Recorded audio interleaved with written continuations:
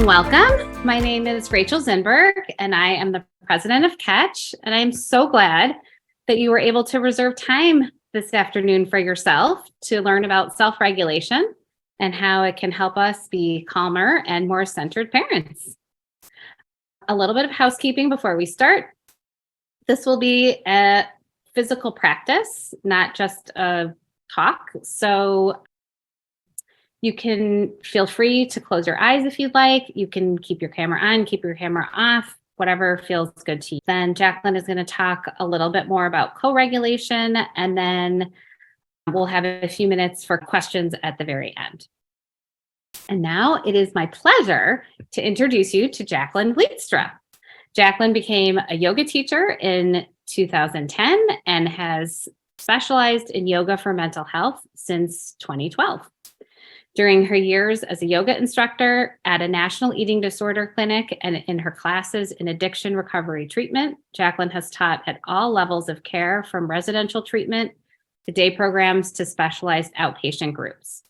Jacqueline is a certified yoga therapist and a faculty mentor at Yoga North International Soma Yoga Institute. She is now offering online and individual yoga therapy through her website, yogaforresilience.com.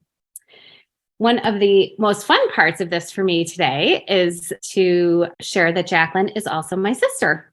And she is one of the best yoga teachers that I have ever practiced with. And I am both proud and so grateful to introduce her to you, to the Catch community. Thank you so much, Rachel, for that introduction and for inviting me to do this workshop with Catch. I am really grateful for the chance to be here with all of you. And I hope that you will take away from this experience some knowledge about how to work skillfully with your own nervous system, and also some information about how to co-regulate with your kids. I am going to structure this event so that we're going to do just a little bit of lecture at the very beginning. So for like the first 10 minutes, I'll give you some context because I want everyone to have the information to help this practice that we're going to do land as well as possible. So just a little bit of background about polyvagal theory, nervous system regulation, and then we'll go right into the practice. And then I'm going to go a little further into co-regulation because the practice is about self-regulation. And then we're going to go into some information about specific tools, practices, skills that you can use to co-regulate with your kids. And then there'll be a few minutes for questions. I don't usually work from notes, but I did make some notes for the lecture part today because I am a bit of a time optimist and I tend to get excited about this stuff and go on a little bit too much sometimes about this information. And I want to get through it with enough time to really give us a spacious time to practice. I have boiled down the essence of nervous system 101 and self-regulation into 4 key. We all have what's known as the autonomic nervous system. And the autonomic nervous system is always scanning for cues of safety and danger. And this is true of every human being, and it is automatic. It's not something that we're consciously aware of. But what's amazing about this autonomic nervous system is that even though it's always working, it's something that we're not conscious of the workings of it, impacts us in ways that we can absolutely notice. It impacts every one of our major bodily and brain systems, everything from our digestion, our immune function, the release of stress hormones in our bodies, how our emotions are shaped. The good news is that there are ways that we can learn to help our nervous systems perceive greater safety. And that, of course, is self-regulation. The primary way that the autonomic nervous system perceives safety is through co-regulation, which is the sense of safety and belonging that we get from connecting with others. And that sense of safety and belonging is a biological necessity for us as human beings. It's not like, oh, that would be nice. It's something that we actually need. And that's why there's a lot of talk about the epidemic of loneliness and why loneliness can be so difficult because we actually need human connection and through animals too, but we need connection in order to thrive. Babies are not born with the ability to self-regulate their own nervous systems, and they rely on co-regulation from their parents and primary caregivers. As they grow, babies and kids and even young adults learn to self-regulate by co-regulating with their parents or caregivers. This is why self-regulation is your parenting superpower, because through your own self-regulation, you are co-regulating with your kids and you are teaching your kids how to self-regulate. The more that we as parents, and I'm a parent too, my kids are 21 and 25, the more we as parents can learn to practice self-regulation, then the more we can help our kids through co-regulation. I think this is wonderful news because this is really empowering for us as parents. It means that our own work on our nervous systems, which by the way will make us feel a whole lot better, is also the most important thing we can do for our kids in helping them to be more resilient. The downside is that some parents are going to hear this and they're going to say, oh no, this is now my fault that my kid is struggling. This is my fault that my child is experiencing mental health challenges. There can be this tendency among parents to feel a sense of shame or self-blame. Well, if I had only had my own nervous system in better order, maybe my kid would be better off. And I want to just make a really important point about that, which is that each of us learned self-regulation from our own parents. They learned self-regulation from their parents, who in turn learned it from their parents, and back through the generations. Everybody does the best they can with where they came from, and nobody is perfect at it. Nobody. And the goal isn't even to stay in perfect self-regulation all the time. It's not possible, and it's not the goal. The goal is, can we start to learn to observe the signals from our bodies of when we are moving into or are already in dysregulation? And can we learn to help ourselves come back into regulation? Self-regulation is absolutely a skill that can be learned, and it's never too late. My goal for this presentation is that it will be empowering to all of you, that you will walk away from here and say, wow, there's stuff that I can do to help myself settle, and that will in turn potentially help my kid settle. And by the way, it's not just your kid, it's your partner, it's your coworkers, it's your neighbors, it's the people that you interact with at the grocery store or at your child's school. The ripples from each of our individual self-regulation, they make this beautiful outward reach into the lives of everyone else that we touch.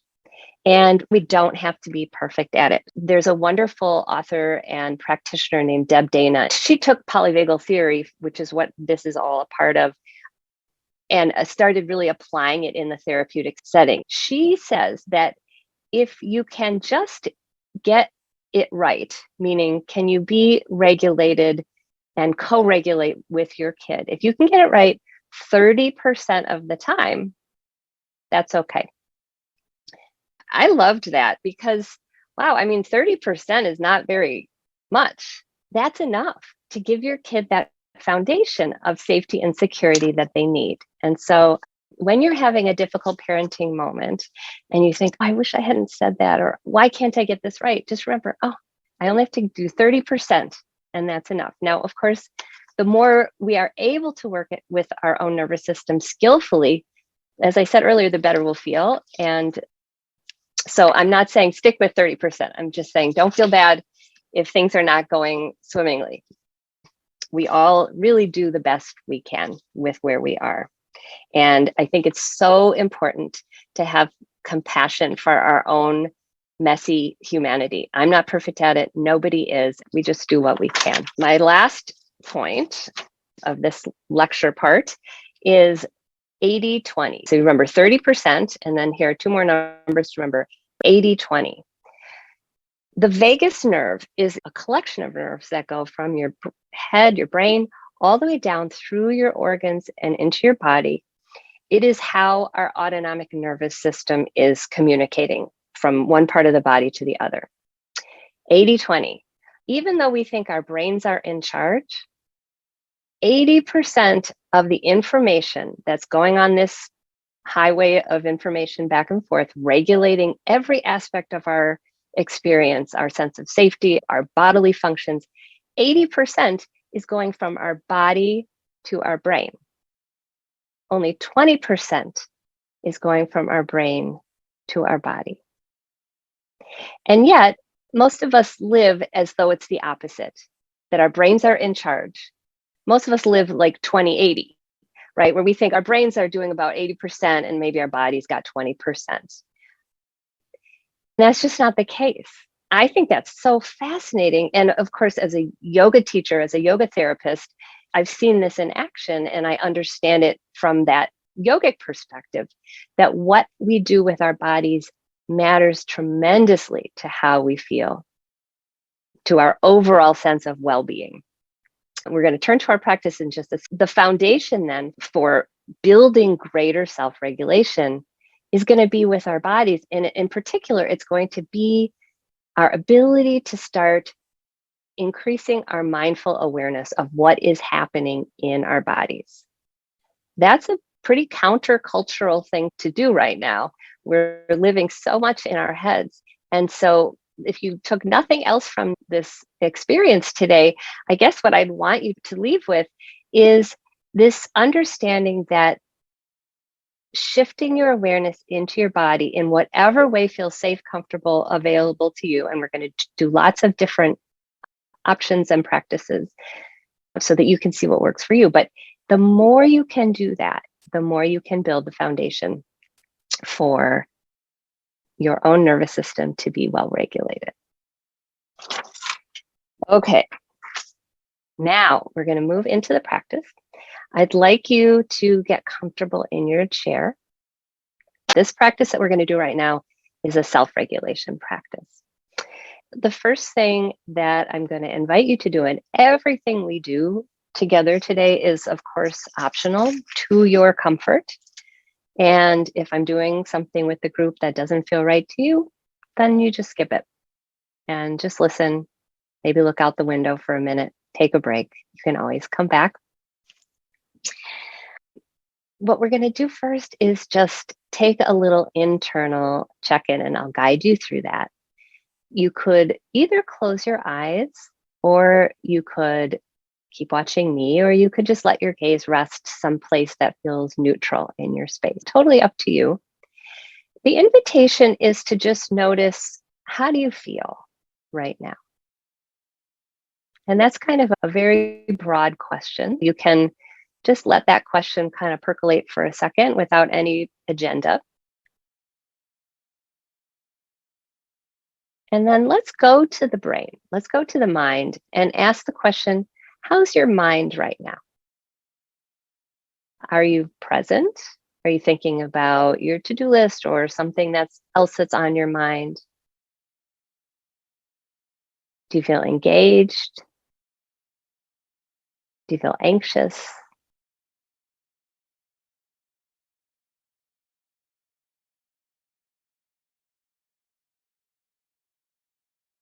As you notice what's happening in your mind, see if you can let go of judgment. So maybe you've not really been paying a whole lot of attention, and then you think, oh, I just spaced out and I missed something, and maybe there's some judgment. Or maybe you didn't find this little intro interesting and you're sort of like, should I have come to this? Maybe this isn't going to be any good.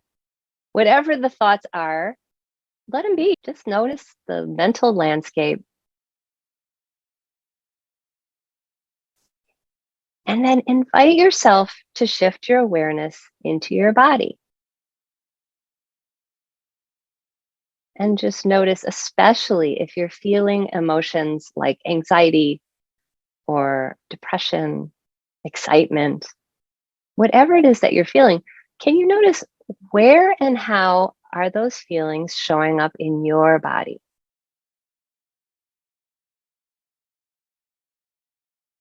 There will never be a time where it's just in your head, but you might not be used to looking to your body for information when you're thinking about your feelings or when you're noticing your thoughts. So just notice this open inquiry. Where do you feel stress? Where do you feel ease? If you're experiencing physical pain or discomfort, acknowledge that.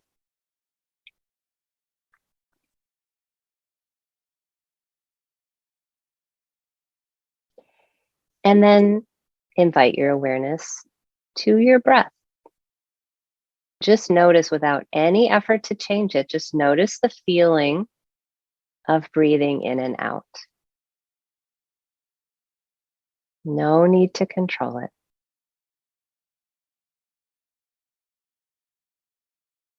You might notice, does your breath feel fast or slow? Does it feel deep or shallow? Notice if you were to put one hand on your chest and one hand just below your rib cage, where your rib cage ends. Notice where the movement of your breath is. That can give you some helpful information about the state of your nervous system. If you feel the most movement in your top hand and you don't feel much movement in your bottom hand, that can be related to stress and anxiety. It's both the body's reaction to stress and anxiety, and it's also a habit that develops from chronic stress. Nothing you need to do about it right now, just notice. And then I'm going to give you 4 invitations for your breath. And I want you to just filter it through your own experience. So anything that doesn't feel right, just disregard it. But if it feels okay to you, see if it feels okay to breathe in and out through your nose. Now, it's allergy season where I live, so maybe that's not possible if your nose feels stuffed up. So mouth is fine if you need to. And then what would it feel like to try to slow your breath down just a little bit?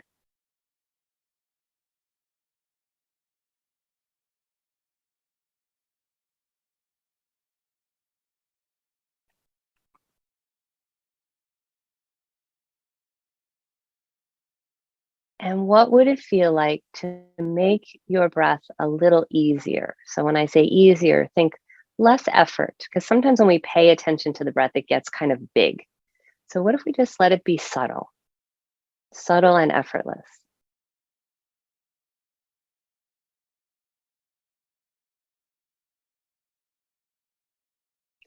And finally, what would it feel like to send your breath a little bit lower?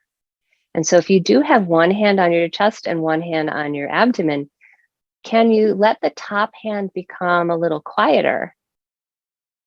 And can you feel the bottom hand move outward as you breathe in and draw in as you breathe out?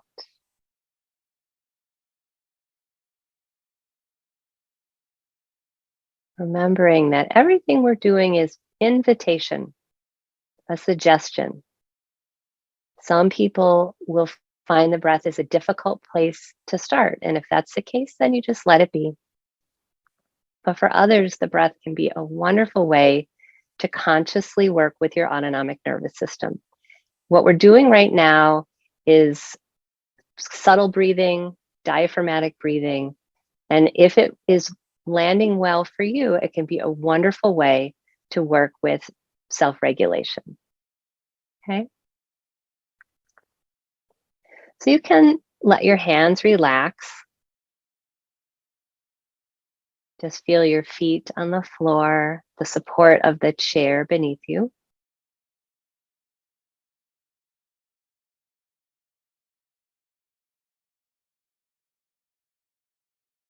And we're going to do one more breathing practice before we move into some movements. This breathing practice is sometimes known as straw breathing. It's really simple. It's Breathing in through your nose and then blowing out through your mouth as if you are blowing out through a straw. So we'll just breathe in through the nose.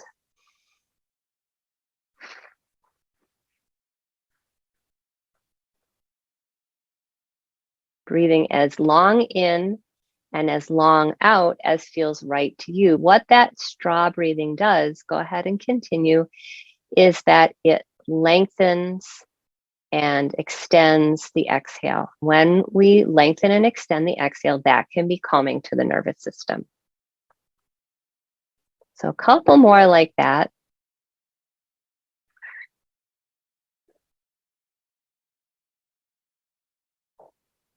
I think of this one as a great back pocket practice, like have it in your back pocket when you need it, if it's resonating for you.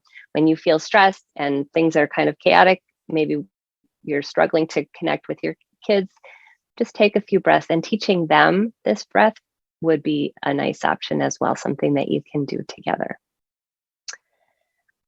We're going to work a little bit with movement now. So I'm going to scooch back to a chair. The movements that we're doing are really simple and straightforward. You don't need any yoga experience for these at all. If anything feels uncomfortable for you, just skip it and wait for the next movement. The first one that we're going to do is simple movement of the head. We're just going to very gently, in slow motion, shake our heads no. As you turn your head side to side, you get to decide how much movement. And notice, does this feel nice to just turn your head, give your neck a break from facing forward? Notice the sensations in your neck.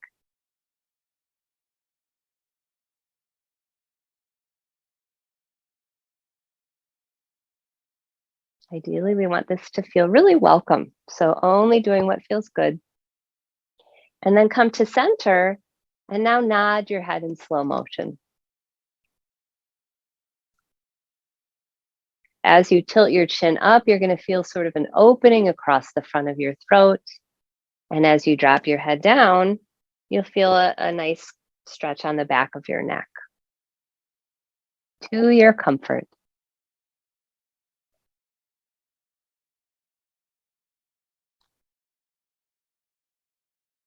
As you do these movements, you might notice that your mind wanders. That's what minds do. That's okay. When you notice that your mind has wandered, can you just welcome yourself back? That's all. Just come back to your body, back to this practice. No judgments. The next movement that we're going to do, so bringing your neck back to center, is we're going to bend our elbows and face our palms up toward the ceiling like we're carrying a tray. And then drawing the elbows back, we're going to feel a slight opening across the front of the chest. And then we're going to press the hands forward toward our computer screen and notice a little opening or stretch across the upper back. We're just going to go back and forth like that a couple times, opening the chest, opening the upper back. And then up to you. You don't have to turn sideways. I'm just turning sideways so you can see what I'm doing. You could make it a little bit bigger. So you could arch your spine as you draw back, and you could round your spine as you reach forward. If you have any back issues, you'll want to stay with that smaller movement. If it is feeling all right to you today, you could just experiment with making the movement a little bit bigger. Notice how this feels as you move front to back. Notice that sort of back and forth of the sensation as it goes from one side of your body to the other.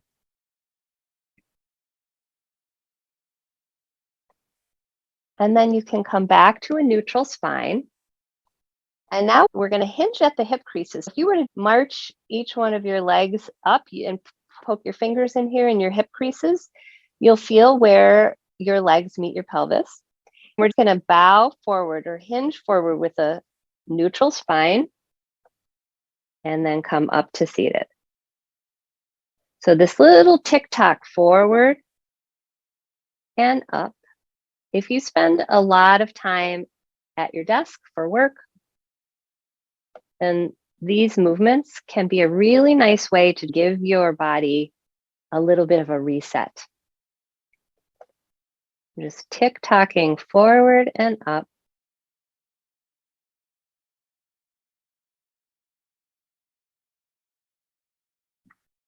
Try a couple more times.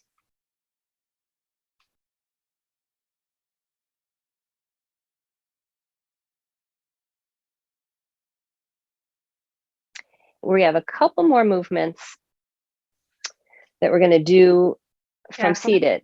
Somebody asked a quick question. The question was, can you do these movements standing also? Yes. Thank you for your question. You absolutely can. So I'm going to stay in the chair for the next two movements, but feel free to stand, and maybe I'll just kind of give the options. And then I was going to move us all to standing with the option of staying seated. Everything we do can be either or. So if you were standing for the rounding and arching, you could do this and this. And then that tick-tock, bowing forward. Okay. So yes, great question. You can do it either way. And the next ones we can do either way as well.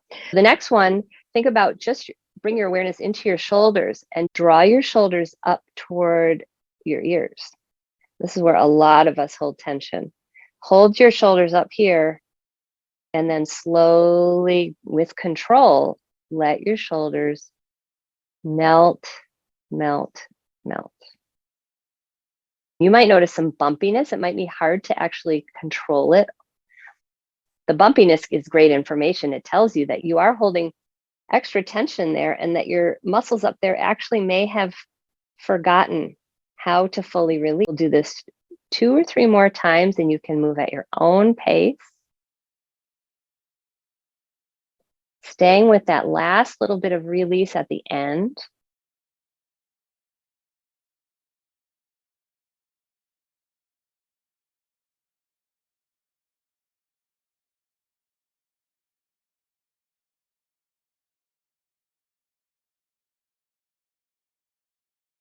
And then for the final one, when you get to the bottom of that release, pause and just notice, is there any more softening that could happen in your shoulders, even if you think you're already fully released? Sometimes you might get a little pleasant surprise there. Our final seated practice, and in a minute, I'll get up and show you how to do it standing, because it is a really awesome practice to do standing as well. Our final seated practice is to put your palms down on your lap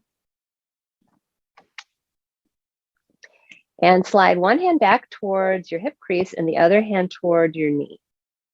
And let that hand movement gently draw you into a spinal twist. Use your own knowledge of your body. If you have back injuries, if you have severe osteoporosis, you want to be really thoughtful and careful about these movements and do them only to your comfort. If your back is happy and healthy right now, maybe you want to move into a little bit bigger twist. Now, we're not ever going to crank ourselves back. We want to use the muscles of the trunk to help move us into this twist. We're not using our arms to pull us into the twist. Now, as you move into this twist, try looking back over your back shoulder just to your comfort. So twists are really grounding to our nervous system. You might even invite the image of wringing out stress from your body and your mind, like wringing out water from a sponge. So I'm going to move to a standing version of this. Keep up the seated if the seated is feeling good for you. If you're standing, you're just going to gently take your arms side to side. So you could imagine you're like seaweed in the ocean. You can see that my opposite leg is kind of moving. You don't have to do that, but I'm kind of ready to move. So how about this? For those who want to move into standing, and you can, as I said, you can stay seated if you want, but if you're ready to move into standing, you could come up now and just do this nice twist in a standing version. Now we were looking over our back shoulder, but there's another way to do this, which is to look over your front shoulder. And so we're differentiating the movement of the head from the movement of the torso. It adds a little complexity. It's also really nice for those of us who do spend a lot of time sitting at our computers to bring a little freedom into our bodies.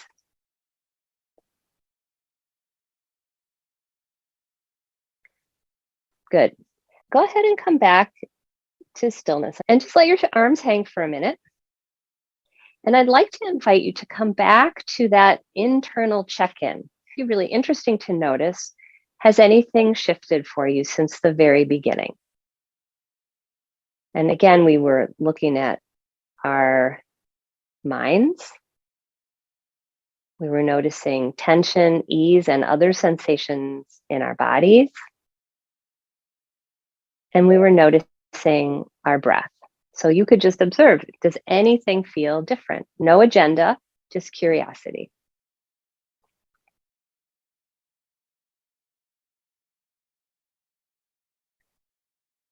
And then take your feet just a little bit wider than hip distance apart. This can be done seated in your chair as well.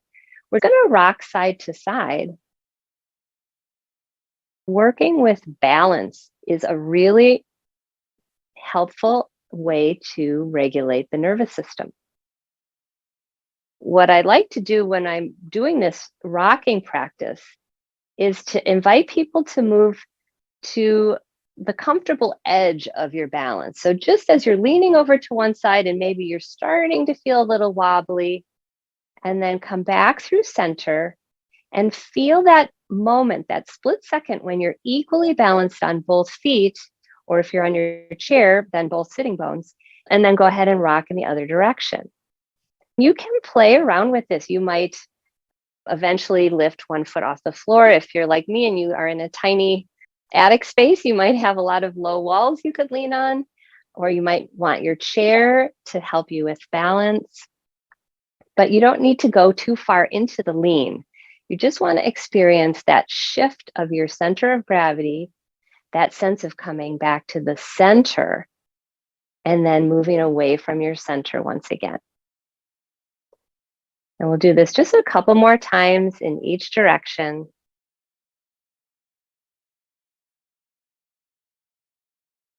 And then come back to center and feel both of your feet on the floor. And maybe just invite the image of a snow globe. You know how when a snow globe gets shaken, all that glitter swirls around. And then when you stop shaking the snow globe, all of the glitter settles to the bottom. And so you could sort of hold that image if it's useful to you and feel your whole self settling here in what in yoga is known as Tadasana, or mountain pose. This feeling of being anchored on the earth.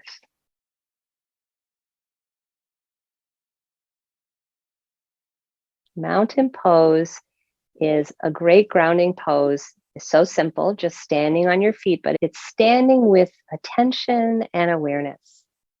If this feels like a really nice place for you, you could stay here, and you don't even have to do our next practice. But if you are wanting to incorporate some more vigorous movement right now, I'm going to invite you to try what's called spandana.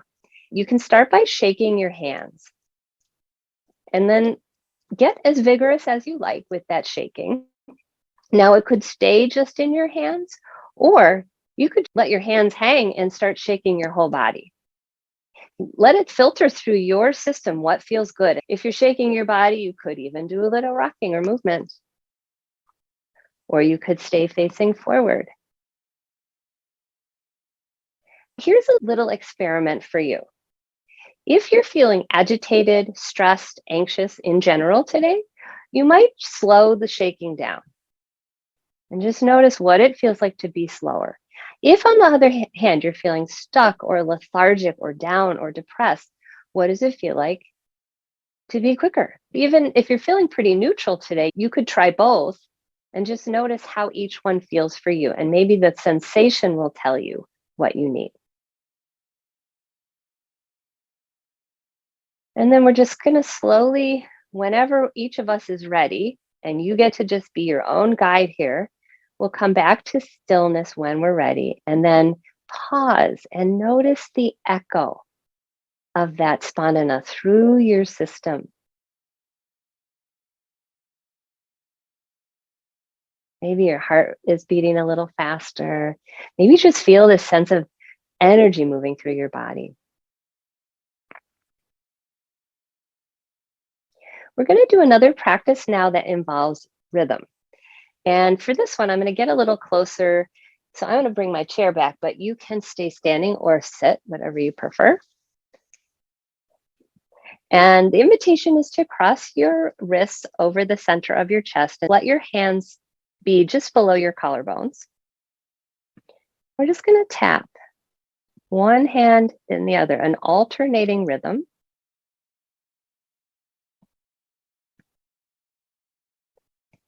And let's use that same invitation that we just used for the spandana practice. So if you like, you might try to get a little faster. Notice how that feels in your system. For me, that feels a little fast. It makes me feel a little anxious. And so I'm going to slow it down. And that's really grounding for me, is to have this nice rhythmic back and forth. But everybody's different. For other people, you might need that extra energy. This is another really nice little pocket practice. This is back and forth. And one of the things that we know from the science of nervous system regulation is that synchronized movement can be co-regulating.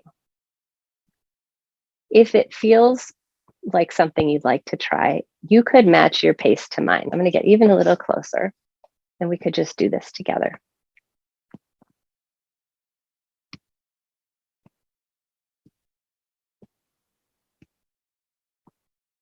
You could close your eyes if you like, once you've got that rhythm.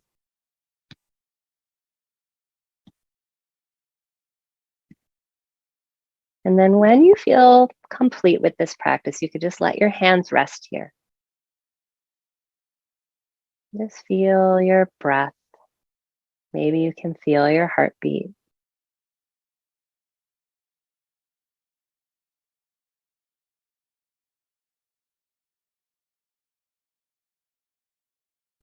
I'm going to do one more standing practice that you can also do seated.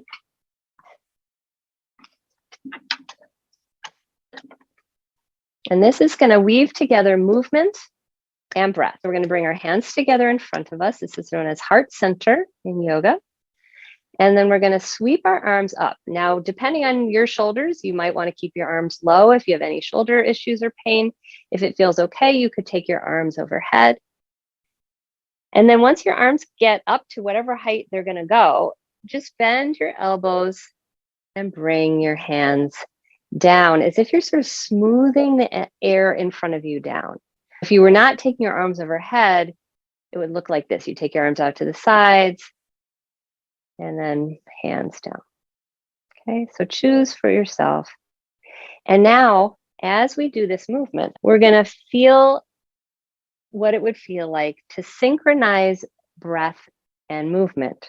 If you like, you can inhale as your arms go up and exhale as your arms come down. And we can just flow with our breath. Let the breath be the leader and the movement follows.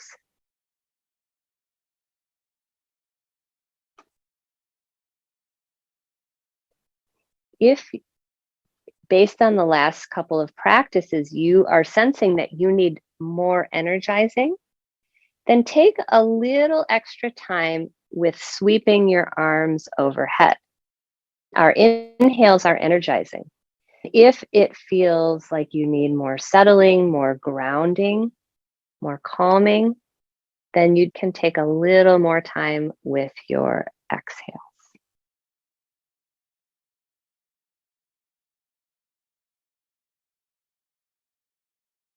We'll do 2 more like this.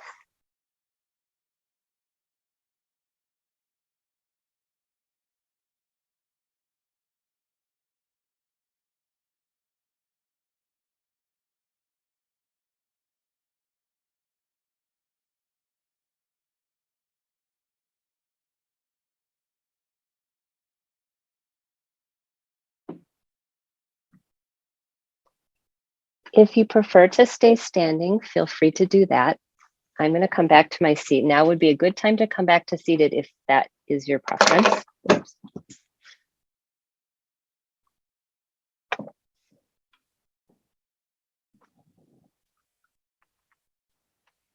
So we've worked with awareness, we've worked with breath, we've worked with movement. We haven't done a ton of touch, although we did do the little butterfly tapping. Another touch practice, because touch is also very grounding and regulating, is to take opposite arms with your hand. Bring your hands around the sides of your arms. You can cross your elbows.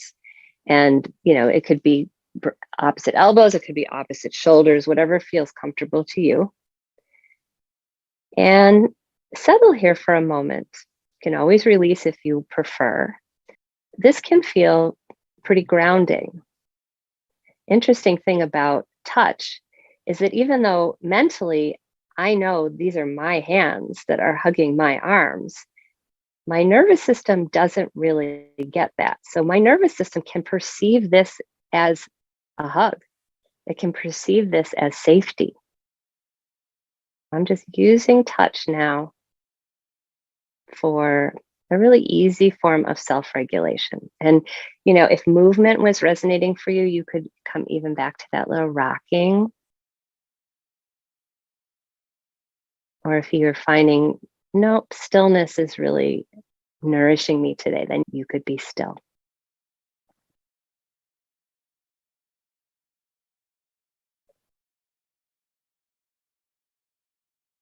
When you're ready, you can let your arms relax. And we're going to do a breathing practice called Brahmari breath, also known as bee breath. And you're going to inhale through your nose, and then you're going to exhale and make a humming sound.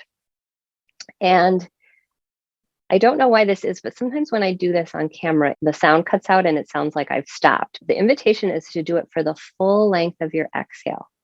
So I'll start us off, and then of course you can move at your own pace, but I'll just inhale through my nose.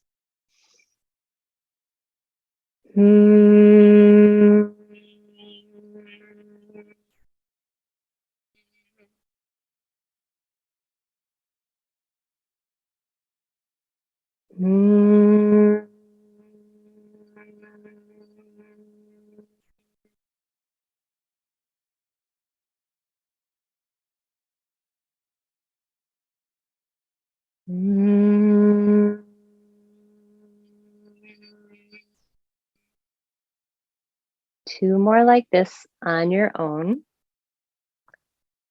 The sound of our own calm voice is grounding to us as well, is self-regulating. It's also regulating to others. And as you move through the last one, see if you can really feel the vibration of that hum through your throat, your chest, your head. When you're finished with that last hum, stay with the sensation of the vibration. Can you feel it still, that little echo of vibration moving through your body? And notice, how did that practice land for you?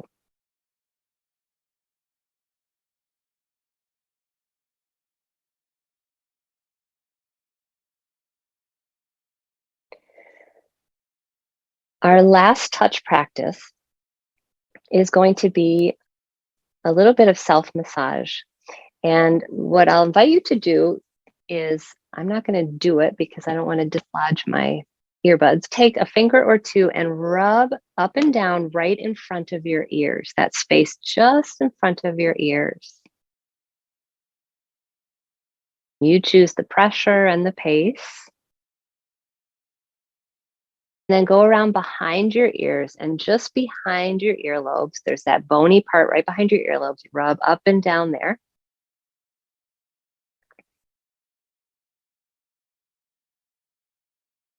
Now use your thumb and your fingers to massage the outer ear.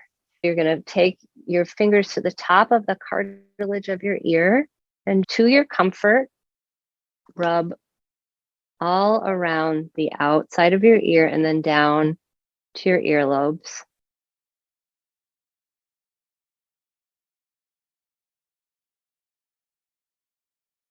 You can also do your temples. You can do the base of your skull right behind where your neck meets your skull. It's a really nice spot. Also, above and below the collarbones is another nice one. So touch is a really nice form of self-regulation, very nurturing. And then let your hands go when you're ready. And just notice how you feel. Take a little check-in. How have these practices been landing with you?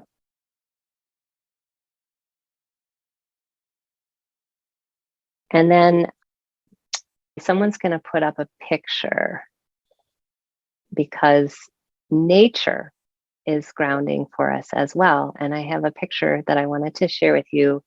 It's from my neighborhood where I live in Minneapolis, and it's Minnehaha Creek in, I believe, June. And I took that picture when I was walking my dog. And you can just let your eyes kind of rest in that space. You can imagine the quiet ripple of the creek, maybe a slight rustle of a gentle breeze in the beautiful green leaves.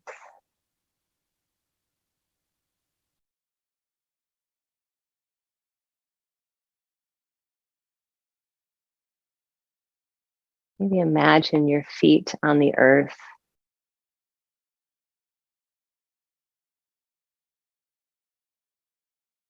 The cool summer air on your skin.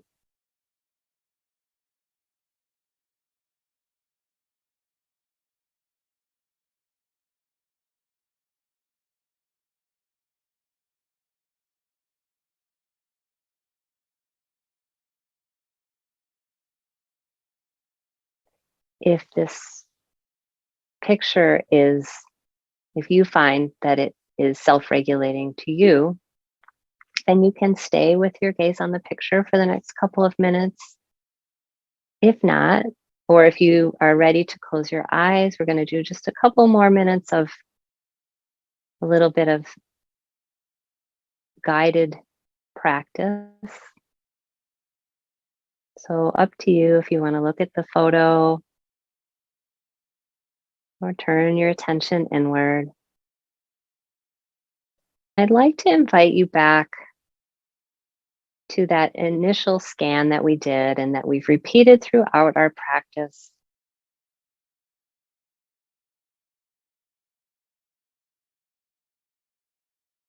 This opportunity to check in with yourself. For those who weren't here at the very beginning, I shared a statistic, which is that through our vagus nerve, which regulates our autonomic nervous system, there are messages going from the brain to the body and from the body to the brain. And that 80% of the communication is actually going from our bodies to our brains, which means that our bodies, the state of our internal organs and our blood pressure and our heart, are driving what's happening in our minds. 80% of that information is going body to brain, only 20% from brain to body. Can you start to build some real agency in caring well for your nervous system by simply tuning into your body as it is right now? No judgment, Nothing needs to be anything other than what it is. If you're feeling not well regulated in this moment, that's okay. It's not comfortable, but it's okay. You don't need to do anything to fix it. Can you let go of the story, the narrative that your brain is creating about these sensations that are actually originating in your body? And just let the thoughts be, even for a moment. Let your body be your guide.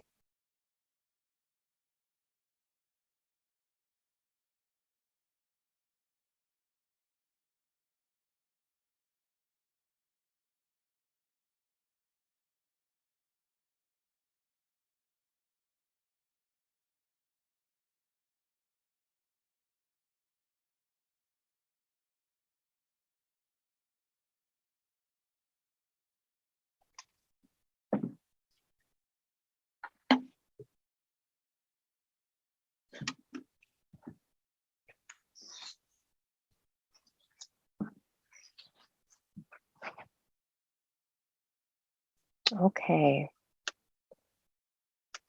Go ahead and blink your eyes open if your eyes are closed. I want to take some time to discuss co-regulation. My hope from today's practice is that you got an opportunity to experience some awareness of self-regulation. As I said at the beginning, nobody stays regulated all the time. That isn't even the goal. The goal is to be able to discern when, from our awareness of our physical state and our mental state, but especially our physical state, to discern when we are moving into dysregulation or when we have moved into dysregulation. And then be strategic about bringing ourselves back. We can't always control it. We're exerting influence over our nervous system, but it isn't a switch that we get to flip on or off. We're just learning to be skillful through awareness. Once we have a baseline of feeling, okay, I have some agency here, I know how to bring myself into greater regulation, we can use that effectively to co-regulate with our children.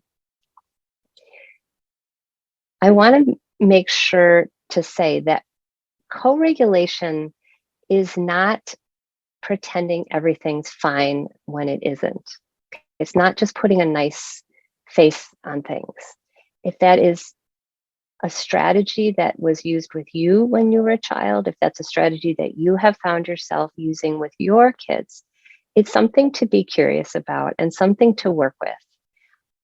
The most important way that you can co-regulate with your kid is being authentic and listening to them. You know, you're offering signals from your nervous system, but it's so important to listen. And listening is different from hearing. Listening is paying attention, it's being attuned, and it's acknowledging what they are sharing with you. So just zooming back out into the science of nervous system regulation, the key ways that we co-regulate are through our facial expressions and through our voices. And so I want to just take a minute with those, especially the top half of the face, our eyes. When someone smiles, but they don't smile with their eyes, and you can kind of tell it's not a real smile. Even if your brain is not really thinking that way, your nervous system is not perceiving safety from that person. What we want to make sure that we're doing with our kids to co-regulate is to make sure that we're making eye contact. My kids, I said earlier, are 21 and 25. So they were young children before the proliferation of cell phones. I didn't have a laptop computer. I didn't have a smartphone. I had a dumb phone, but I didn't have a smartphone. And so I didn't spend a lot of time looking at screens. Most parents didn't. There just wasn't that opportunity. And as many things as technology has given us, I often feel for parents whose kids are coming of age now in this age of screens and recognizing that there's such a pull for us to engage with our screens. And that can come at a cost for how we're engaging with our kids. So I would say, in terms of strategies for co-regulation around your home, I think it's really important to put your phone down when you're talking to your kids. And nobody's perfect. Remember the 30% rule. You only have to get it right 30% of the time. So this isn't to shame anybody, but it's just a gentle reminder to say that they need to see your eyes, and they need to see that your eyes are really engaged. There's a softness around your eyes when you are projecting safety. Your voice, somebody whose voice, it's known as prosody, that someone whose voice is modulated and calm has a calming influence on other people. If your voice is angry, if your voice is shrill, if your voice is really low and you're kind of down, all of those things on a subconscious level are being picked up by other nervous systems. It's just something to keep in mind, is that when you're talking to your kid, for example, I used to be in the habit of shouting from one room to another, hey kids, can you, it's not that I would never do that now, but I'm more conscious of, if I want someone's attention and if I want to connect with them, I walk into the other room. I don't shout anymore, not, at least not very much. My kids would tell you I'm not perfect at this by any means, and that really isn't the goal. Touch. We worked on touch in our self-regulation practice. So I hope that you felt that influence of nurturing gentle touch on your own body. Well, we need to offer that to our children as well. And my observation having older kids is that it's much more natural and much easier when our kids are little. So if you have little kids, you can just pull them onto your lap and you can maybe carry them. My son is 6 feet tall. I can't carry him. He doesn't really fit on my lap anymore. But I have become really aware of making sure to offer my adult kids touch. When I see them, I give them a hug. I don't just say hi from across the room. I come over and I make sure to make physical contact with them. We as humans need touch, and little kids get it more easily just because of their compact size. Our teens, they get kind of prickly and maybe they don't seem like they want it. So it's always good to ask. When my kids were in those middle years, I would ask. I wouldn't just grab them. But more often than not, if someone's feeling down, and my impulse might be to move into how can we fix this, but I remind myself, I just need to offer a hug. And almost every time they say, yes, I want a hug. So touch is really important. It's really important to remember that nervous system regulation works both ways. We are the primary regulators for our kids, but they influence our nervous systems as well. And you can imagine within a family, you've got multiple people influencing each other. What you might notice is that you feel like you're in a fine mood until your kid comes home and does X, Y, and Z, and then suddenly you're really mad, or you're really frustrated, or you're really distressed. And it's okay to recognize that your kids' nervous systems will impact yours. That is how we are wired. The point that I want you to take away, though, is that because you're an adult and your nervous system is fully formed and theirs is not, that you are in a position to help shift this back and forth. So if you're in a pattern in your household where there's conflict and there's a sense that things are not going well, or you're maybe in a negative pattern, that you can look to your own nervous system to help break that chain. It's not blame yourself if things are going wrong. It's an opportunity really for you to step back and say, okay, what's happening in my body right now? And how can I help bring myself into regulation so that I can shift this narrative? How much time do I need to spend doing these exercises? And does the order matter? I will just expound from there. Like, can I do it for 5 minutes? Does it matter if I do it for 2 minutes, 10 minutes? Obviously, more benefit the longer I practice it, right? The more you do, the more you will benefit from the practices. And yes, there's no set rule of, oh, you have to do it a certain amount of time. I would love to just say, weave it into your daily life. You don't need to set it aside as like, I'm going to add this to my calendar, because then it just becomes another thing on your to-do list. Whereas if you can just say, okay, 1 minute here, 5 minutes here. Did you notice in our practice how we just checked in with ourselves from time to time? So that's an opportunity to notice what's happening, that checking in with yourself and noticing, what do I need right now? What would feel helpful to me? I would just say do it as much as you can. I mean, it really becomes just a part of your awareness, a part of your daily life. It's not really a to-do. And the order doesn't matter.